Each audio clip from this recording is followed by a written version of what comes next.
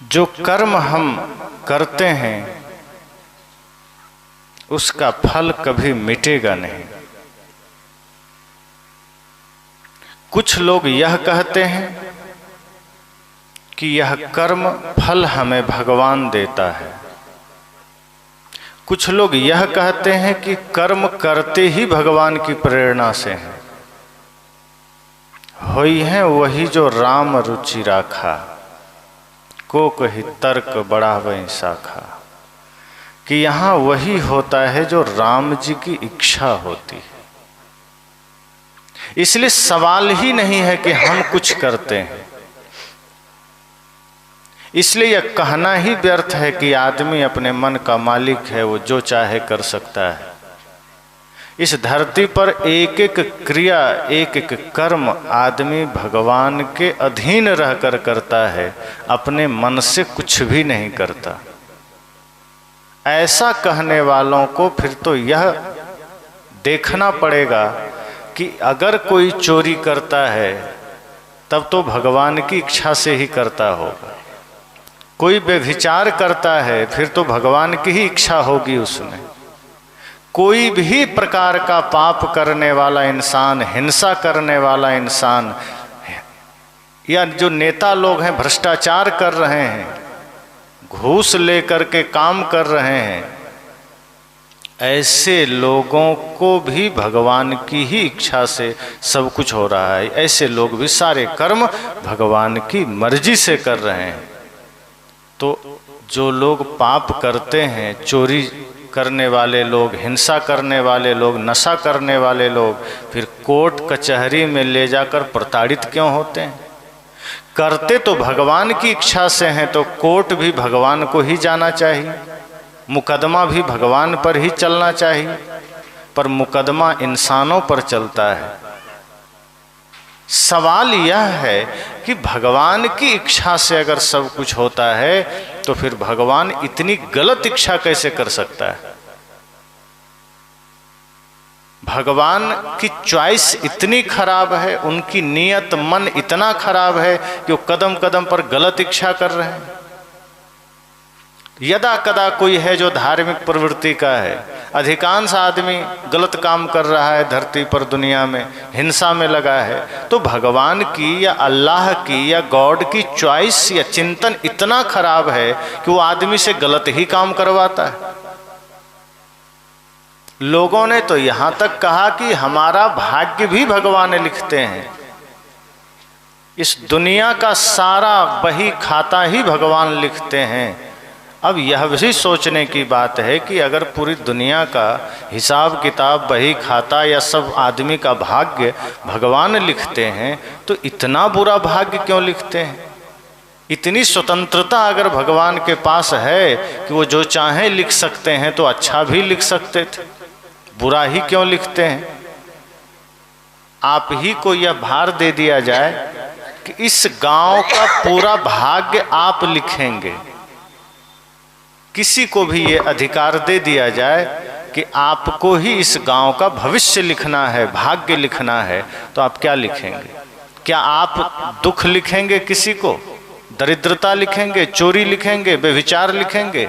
पाप लिखेंगे? नशा, हिंसा? कुछ नहीं।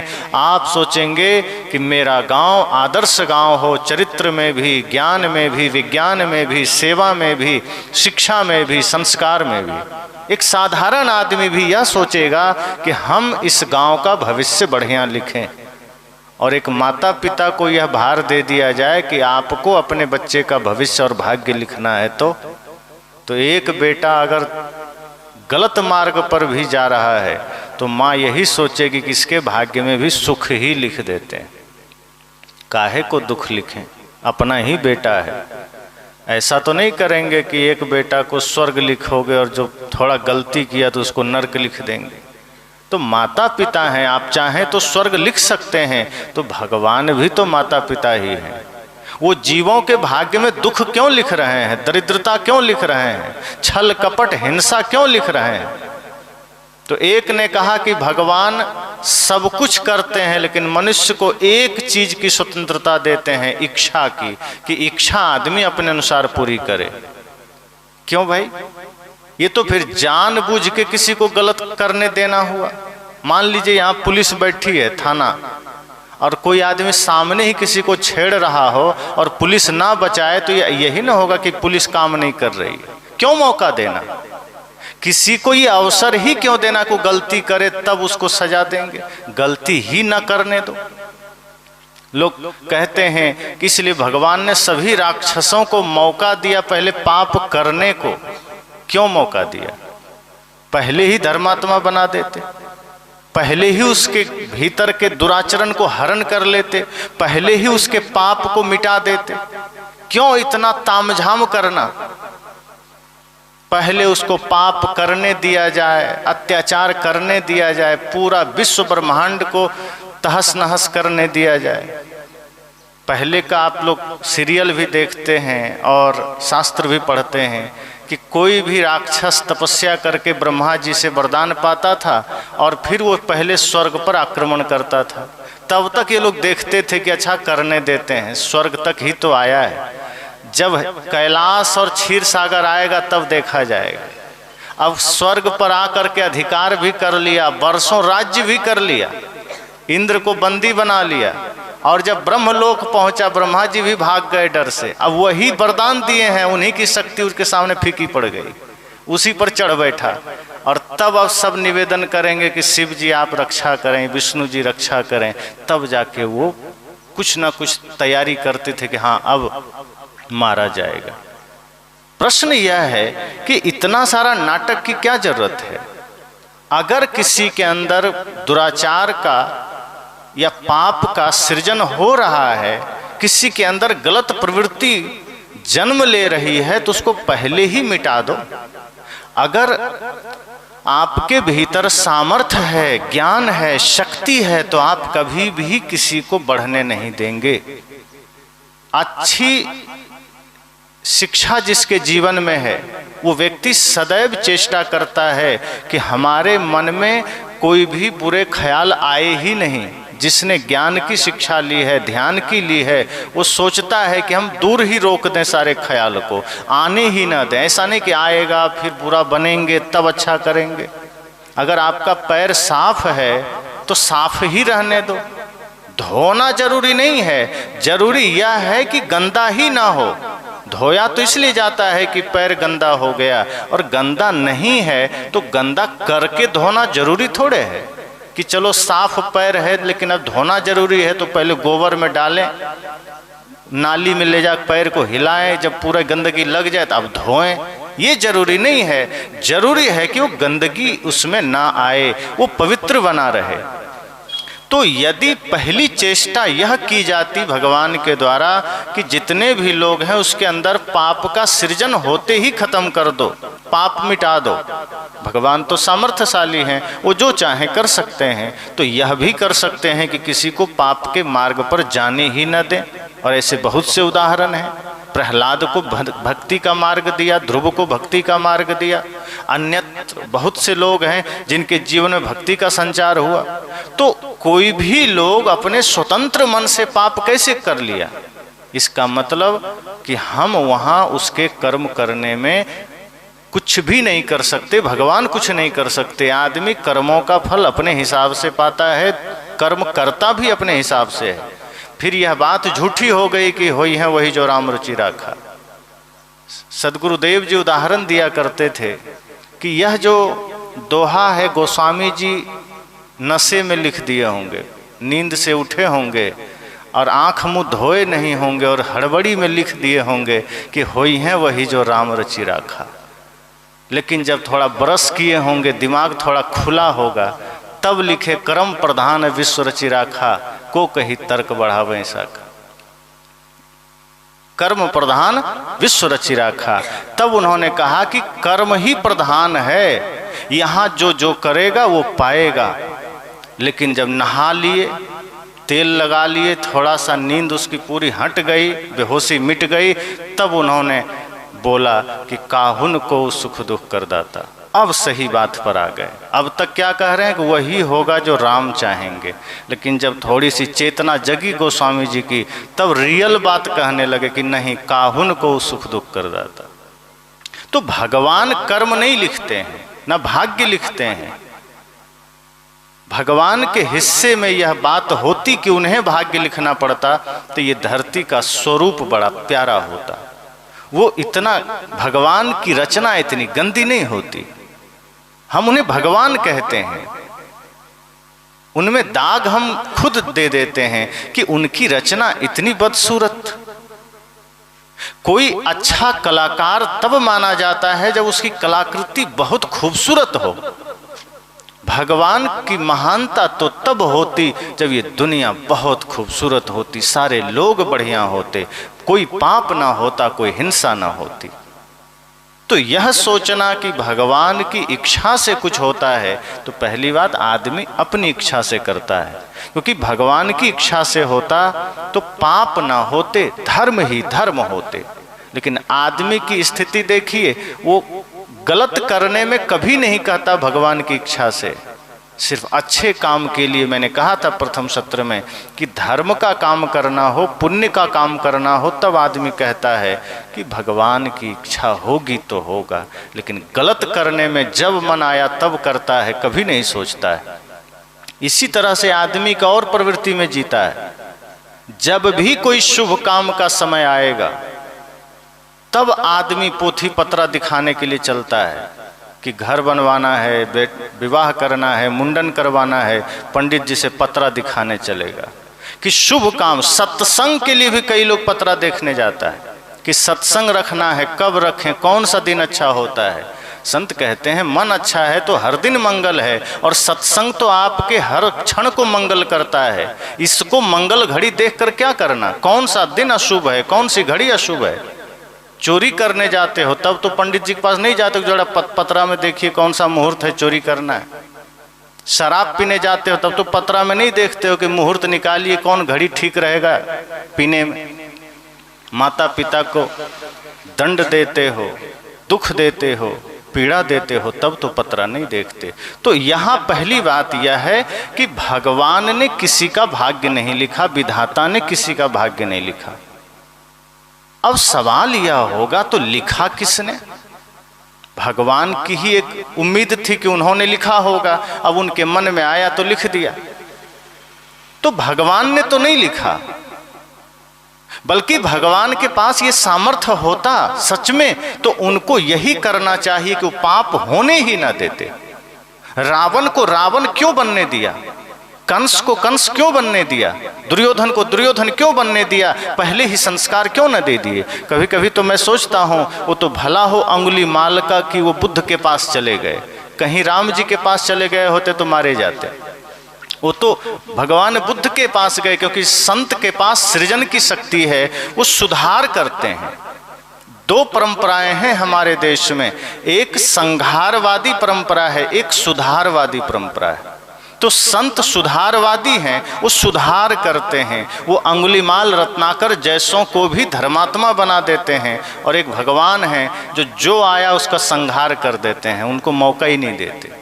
अगर रावण के समय में बुद्ध होते, कबीर साहब होते, तो शायद रावण धर्मात्मा बन गया होता, उनके मन को ठीक कर देते। संत के पास कला होती है। तो सबसे पहले समझना है कि भाग्य हमारा कभी भी भगवान नहीं लिखते। तो सवाल यह है कि लिखता कौन है? संत कहते हैं आप हम सब खुद अपना भाग्य लिखते हैं। तब आदमी सोचता है तब तो और प्रश्न खड़ा हो गया, अगर हमें ही अवसर मिल गया अपना भाग्य लिखने को, तो ऐसा कौन नादान होगा जो अपने ही भाग्य में इतना गलत लिखेगा। अपने से किसी को लिखने का अवसर मिल जाए कि लो कापी तुम अपना भाग्य लिख लो, तो कोई पाप लिखेगा अपने भाग्य में? अपने से मौका मिल गया तो आदमी तो शुभ ही शुभ लिखेगा। वो चोरी क्यों लिखेगा, वो हिंसा क्यों लिखेगा, दुख क्यों लिखेगा, संताप क्यों लिखेगा? फिर भी हम सबके भाग्य में तो दुख है, दरिद्रता है, संताप है, कष्ट है, क्यों है? तो संत ने कहा बात इतनी सी है कि हमने अपना भाग्य बेहोशी में लिखा है। अब बेहोशी में क्या पता हम लिख क्या रहे हैं। जब बेहोशी में लिखने को मिल जाए तो हम यही भूल करते हैं अब सवाल होगा कि बेहोशी में हमने कैसे लिखा? तो अब सदगुरु कबीर की बात सामने आती है कि आपने जो भी कर्म किया है, जितने भी आपने कर्म किए हैं, वो सब बेहोशी में हुए हैं और वही कर्म आपका भाग्य बना है। जब कर्म आप होश में नहीं किए तो भाग्य होश में कैसे लिखाएगा? हम किए ही इतनी बेहोशी में हैं, कर्म लिखे ही इतनी बेहोशी में हैं कि खुद ही सारी गड़बड़ियां लिख लिए हैं। ये सारे पाप, ये दुख, संताप, ये कष्ट, ये किसी दूसरे ने नहीं दिए, किसी ने लिखे नहीं। हमने इतनी मूर्छा में जीवन जिया है, इतने बेहोशी में जीवन जिया है कि वही एक एक कर्म हमारा भाग्य बना है। भाग्य पहले से नहीं कोई लिख के भेजता है, हम लिखते हैं। पूर्व जन्मों के भी भाग्य हमने लिखे कर्म करके। अगर आपने किसी को एक लात मारा, आपके भाग्य में वो पाप के रूप में अंकित हो गया। अगर आपने किसी की हिंसा की, आपके भाग्य बन करके वो आपके साथ खड़ा हो गया। अगर आपने किसी को पानी दिया निस्वार्थ भाव से, आपके जीवन में भाग्य बन करके पुण्य के रूप में आपके साथ हो गया।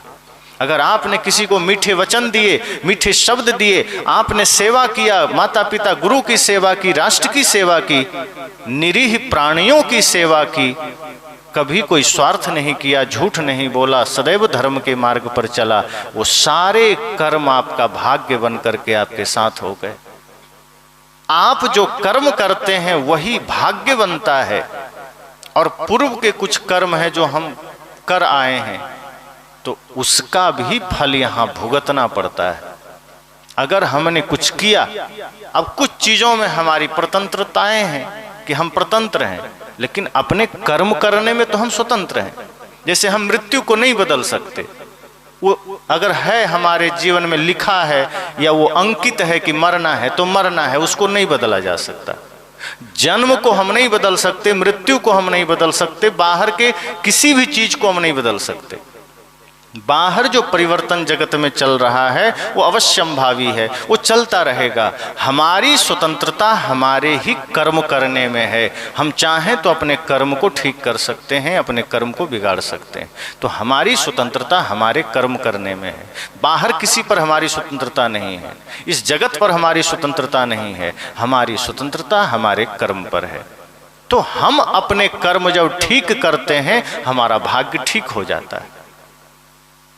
तो पूर्व के जो हमारे कर्म हैं, अगर वो अच्छे हैं उसे भी हम यहाँ पाते हैं, बुरे हैं उसका भी फल हम यहाँ पाते हैं।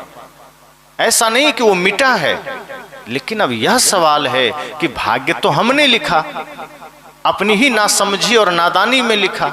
अर्थात हमने बुरे कर्म किए, नादानी में किए, कुसंग में जाकर किए, 24 घंटे हमने कोई ना कोई पाप किया, वो हमारा भाग्य बनता जा रहा है।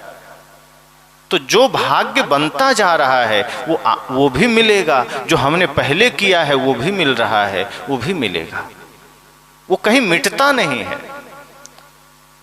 तो एक व्यक्ति ने सवाल किया कि जो कर्म हमने पूर्व जन्मों में किए हैं, क्या पूर्व जन्म में उसका फल नहीं मिला जो यहाँ आके मिलेगा?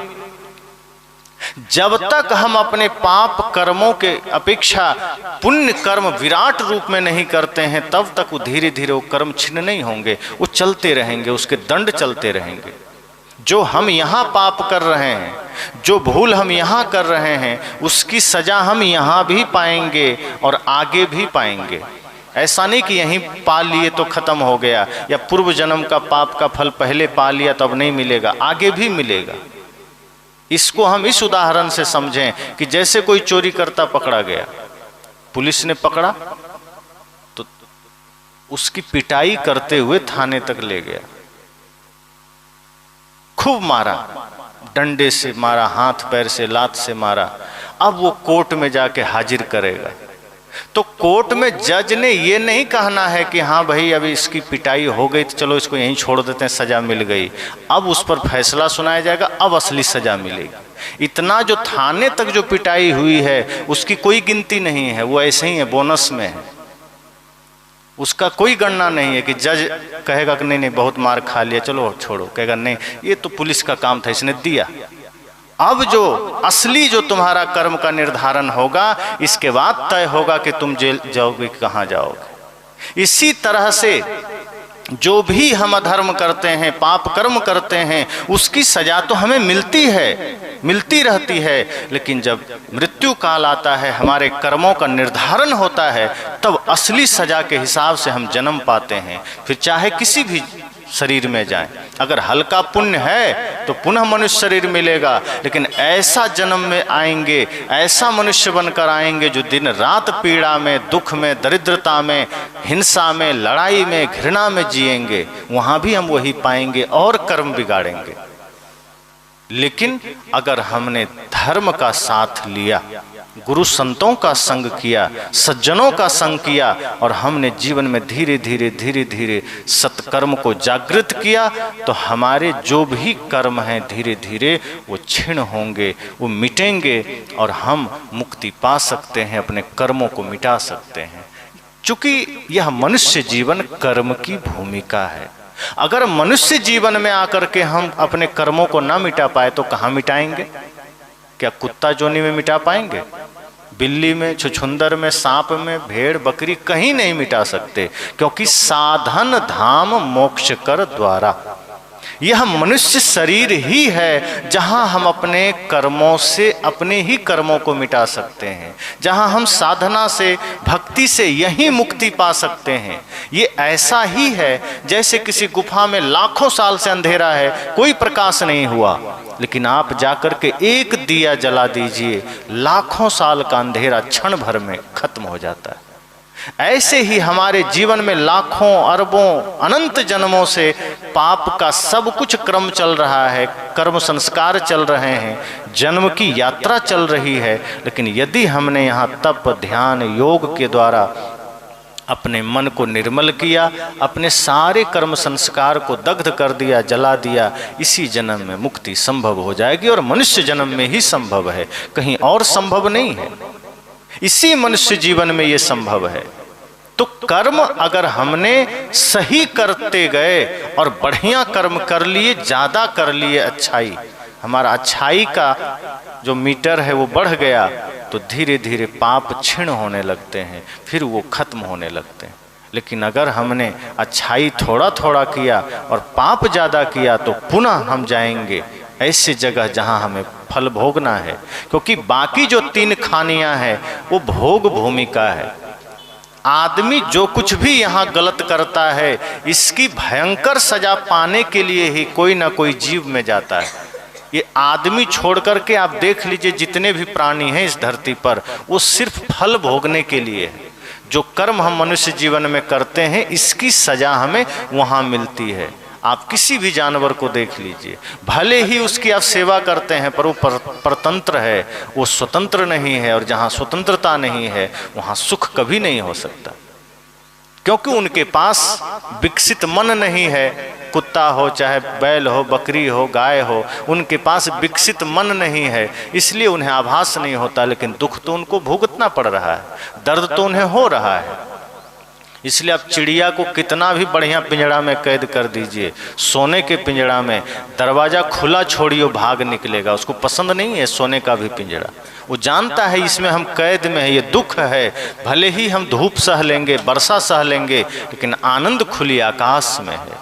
इसी तरह से हम सब भी इस धरा पर जितना भी पाप कर्म करते हैं, उसे भुगतने के लिए हम अन्य खानियों में जाते हैं, और वहाँ हम दुख पाते हैं, दर्द पाते हैं।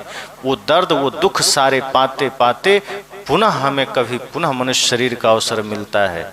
सदगुरु इसलिए तो कहते हैं, मानुष जन्म बड़ दुर्लभ, बहुरी न दूजी बार। सदगुरु कहते हैं कि मनुष्य जन्म बड़ा दुर्लभ है, ये दोबारा मिले न मिले, कब मिलेगा कौन जानता है।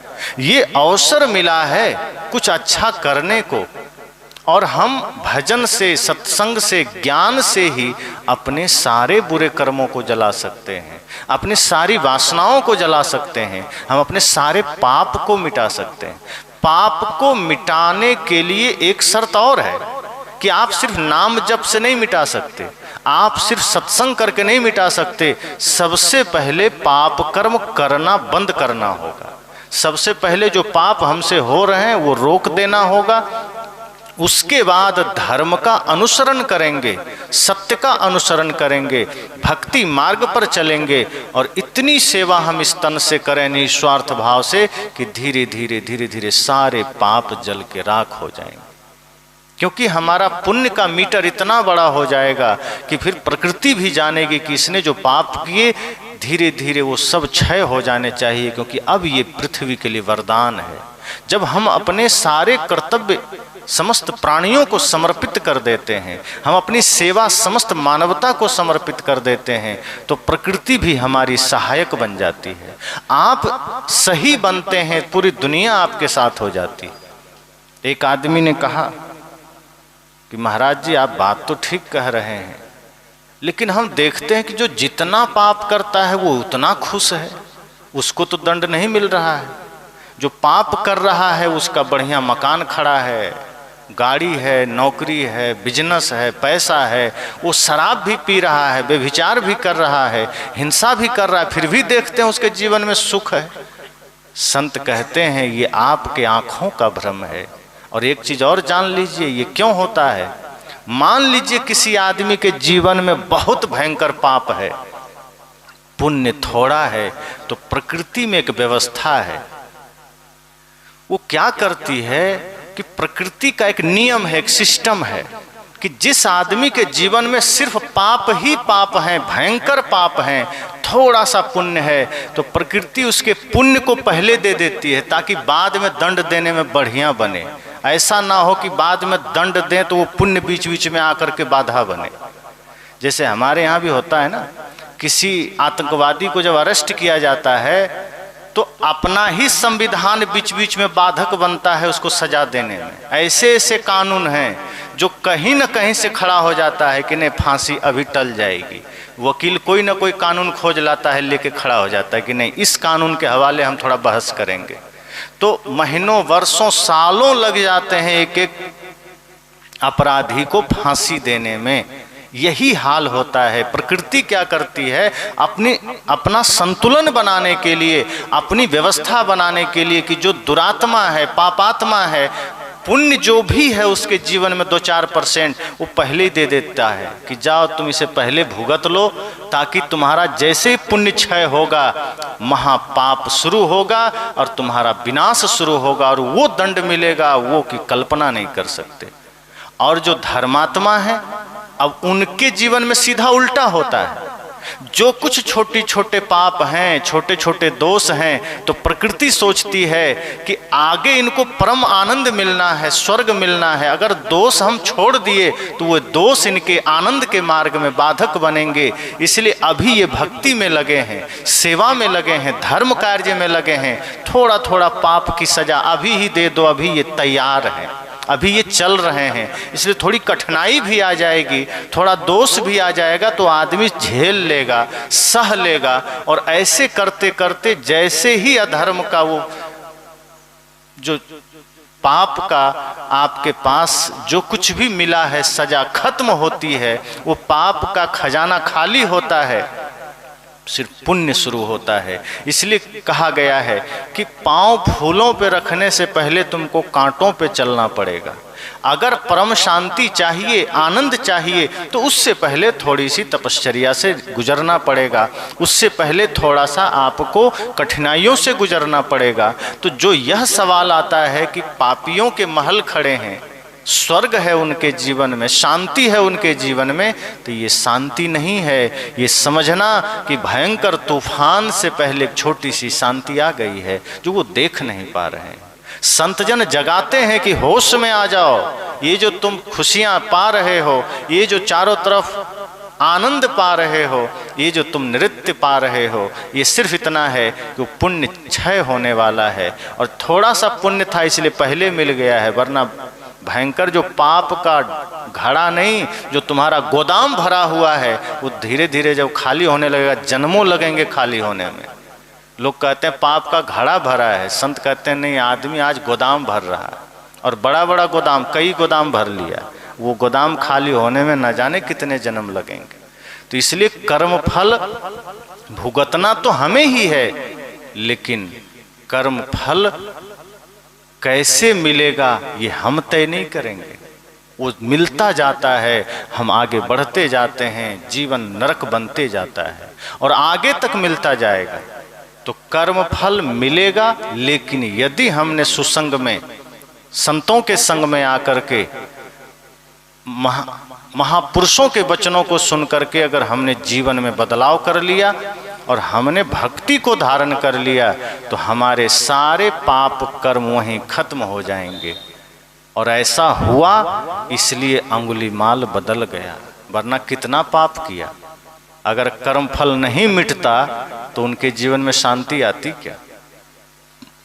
क्योंकि मनुष्य जीवन तो भोग की भूमिका नहीं है, ये कर्म की भूमिका है। ये है ही कर्म करने के लिए, जो करिए वो मिल जाएगा। आप चाहें तो भाग्य बदल सकते हैं, आप चाहें तो अपने भाग्य में लिखा हुआ मिटा सकते हैं, आपके हाथ में ये पावर है। यहां कर्म से भाग्य बनता है, भाग्य पहले नहीं है कि किसी ने लिख दिया तो मिटेगा नहीं, लिखा भी है, आप बदल सकते हैं। जैसे मुक्ति तो किसी के भाग्य में नहीं लिखा है कि किसी ने लिख के भेजा तो आदमी तुरंत मुक्त हो जाता। किसी के भाग्य में मुक्ति लिखी ही नहीं है, ये साधना से अर्जन किया जाता है। हाँ, जीव का स्वभाव मुक्ति है, लेकिन भाग्य में लिखा नहीं है, क्योंकि हमने ऐसा कोई कर्म ही नहीं किया कि मुक्ति बन जाए हमारे भाग्य में। हमने तो अधर्म किया है, लेकिन फिर भी हम पुण्य करके, साधना करके, ध्यान करके मुक्ति पा लेते हैं। क्यों? क्योंकि हम अपने भाग्य को बदलते हैं, हम अपने यात्रा को ही बदल देते हैं। जो यात्रा हमारी नरक की ओर जा रही है, जो यात्रा हमारी अधर्म की ओर जा रही है, संतों का संग मिला, जीवन में परिवर्तन आ गया। इसलिए बदलाव तो आएगा ही, संग की आवश्यकता है। जैसे मंथरा ने शुरू में और कैकेयी ने शुरू में अधर्म का साथ दिया, मन पर पाप सवार हुआ, लेकिन सब कुछ हो जाने के बाद धीरे धीरे उनके भीतर भी तो धर्म का संचार हुआ, वो पाप मिटा। और वही कैकेयी जो पहले जिस स्वरूप में थी, राम जब जंगल से आए पुनः उसी स्वरूप में हो गई।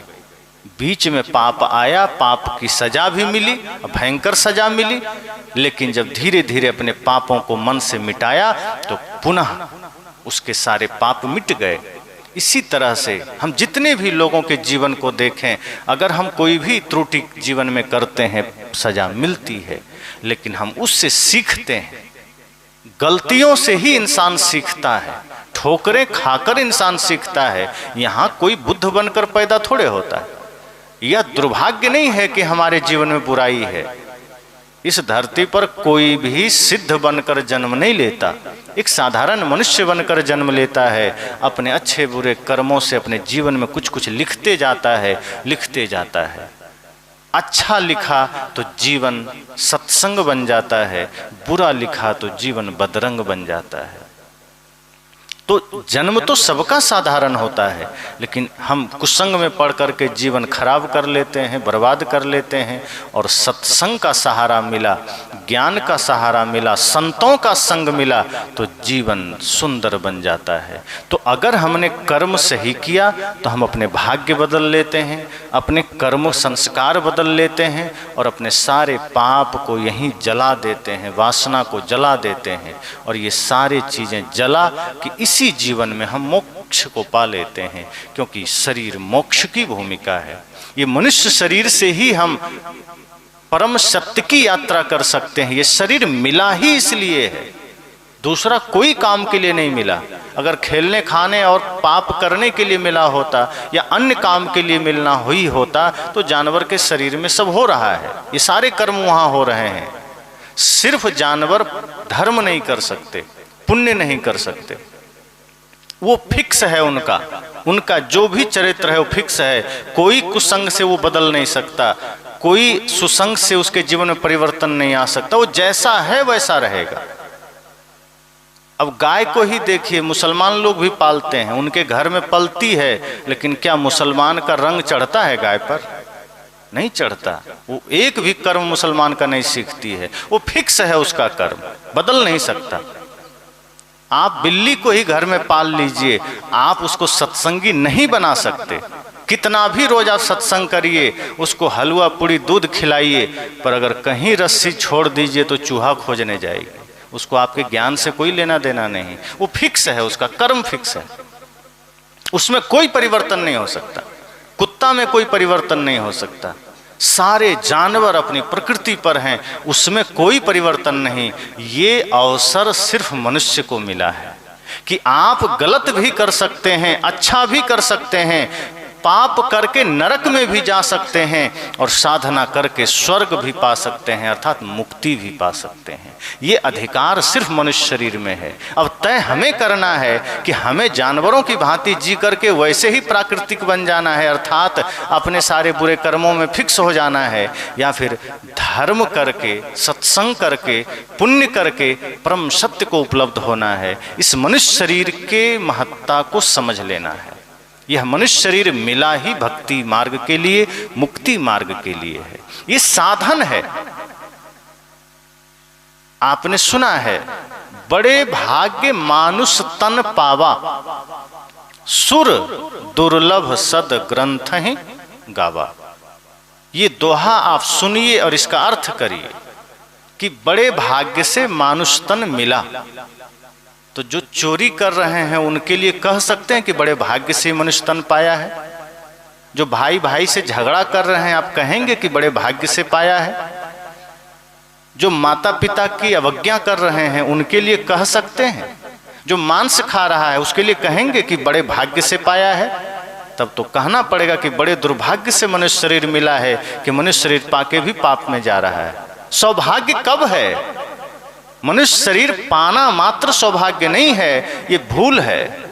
मनुष्य शरीर पा करके सन्मार्ग पर चलना ये सौभाग्य है। और देवता चोर होने के लिए थोड़े तरसते हैं। कहते हैं कि देवता भी मनुष्य शरीर धरने को तरस रहे हैं, तो क्या वो चोर होने के लिए तरस रहे हैं?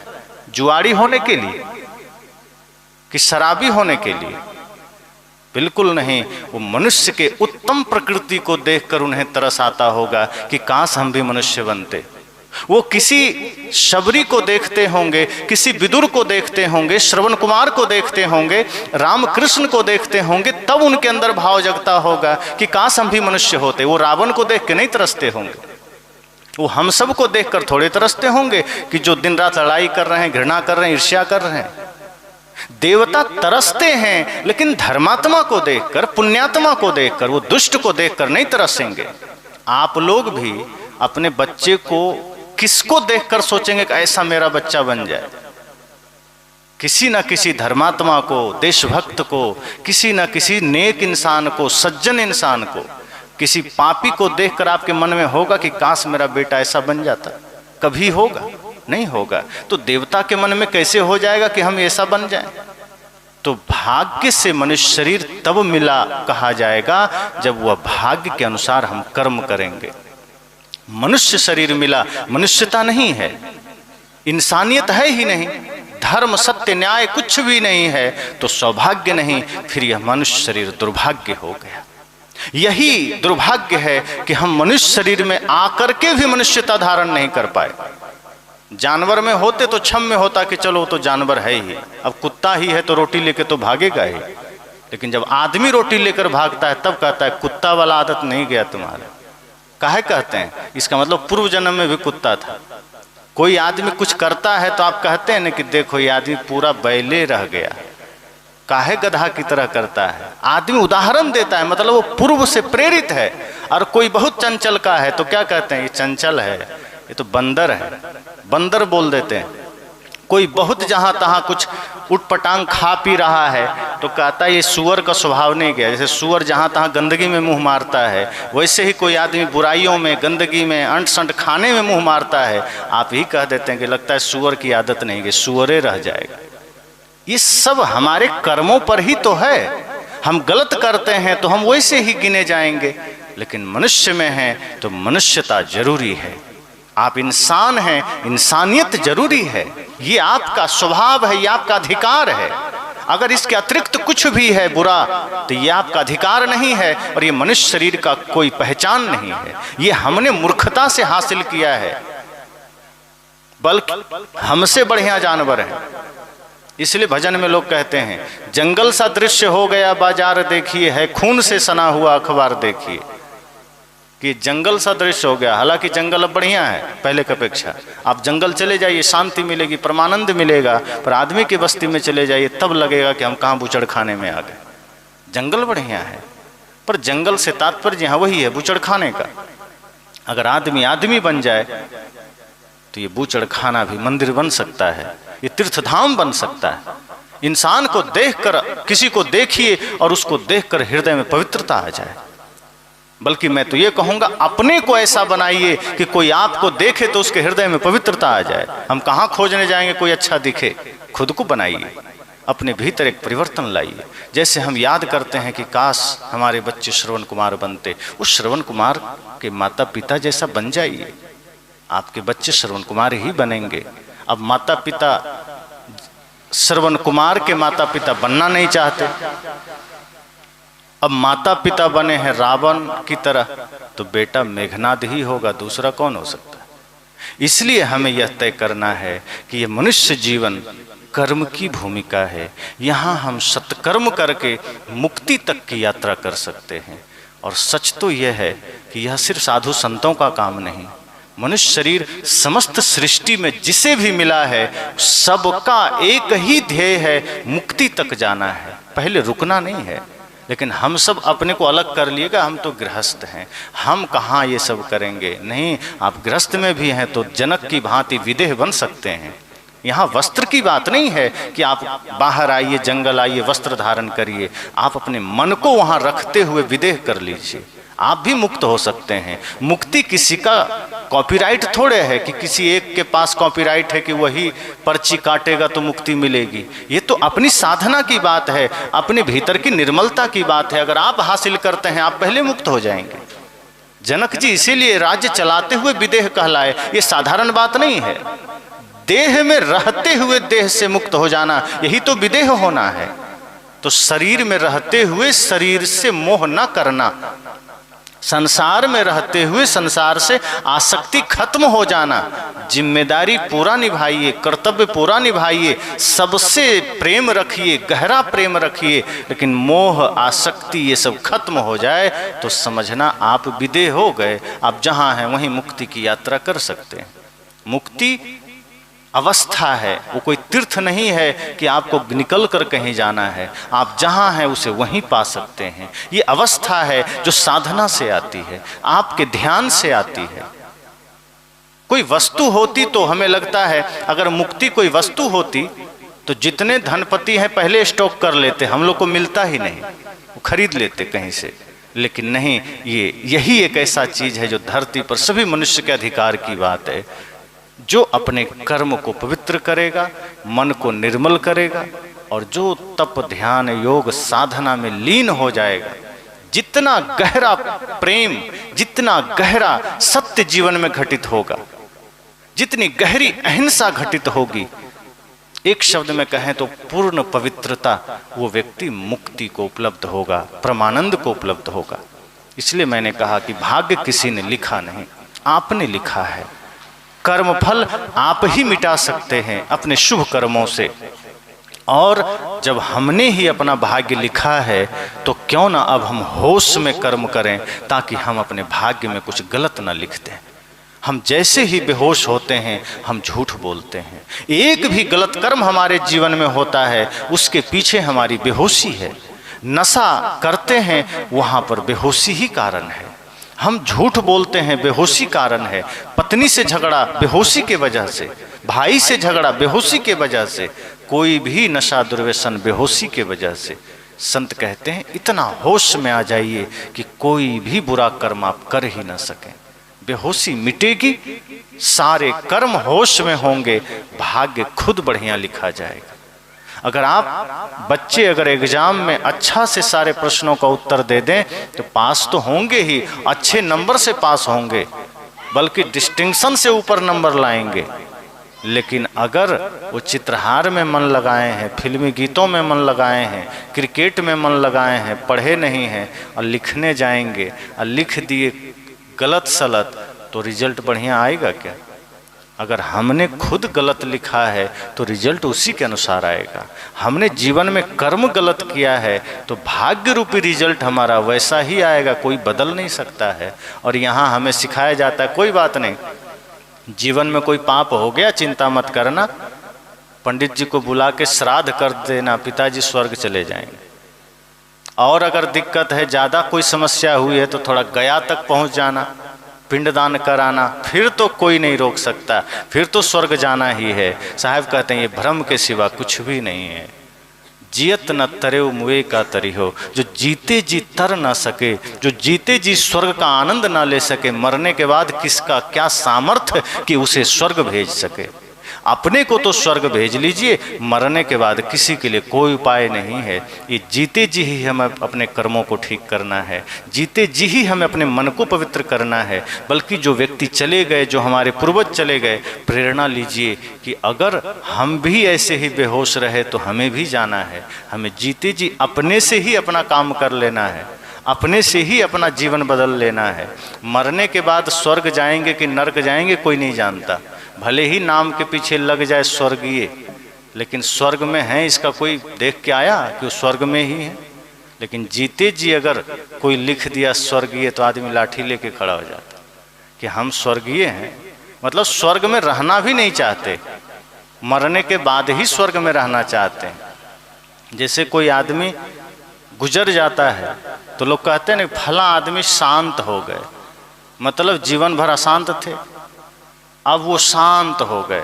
और कहीं जिंदा को कोई कह दिए आप कब शांत हो रहे हैं तो लड़ लेगा कि हम मतलब हम अशांत ही रहना चाहते हैं, हम जीवन में शांत नहीं होना चाहते। सदगुरु कहते हैं जो क्रिया तुम मरने के बाद करने को आतुर हो या करवाने को आतुर हो, जीते जी कर लो, शांत जीवन में ही हो लो, स्वर्ग जीवन में ही पालो। और जीते जी आपके अधीन है सारे कर्म, आप कर सकते हैं, आप मन को निर्मल बना सकते हैं। ये स्वर्ग आपके शुभ कर्मों का फल है, बाद में कोई कैसे बदल देगा। अगर आपने अशुभ कर्म किए हैं तो श्राद्ध से कोई कैसे ट्रांसफर कर देगा, ये सिर्फ मूर्खता है। तो सदगुरु कहते हैं अपने कर्मों को आप बढ़िया करेंगे फल बढ़िया मिलेगा। आप ही अपने कर्मों के मालिक हैं, आप ही अपने भाग्य के मालिक हैं। कोई किसी का भाग्य नहीं लिखता, कोई किसी को सुख दुख नहीं देता। आप चाहे कितना भी कोई यत्न कर लीजिए, जब तक कर्म ठीक नहीं होगा कोई शुभता आपके जीवन में नहीं आएगा। और पाप कर लिए हैं और आप मंदिर जाइए कि चाहे एकादशी व्रत करिए कि गंगा नहाइए, वो पाप कट नहीं सकता। पाप कटेगा पाप कर्म छोड़ने से, सत्य मार्ग पर चलने से। तो इसी मंगल कामना के साथ अभी वाणी को विराम।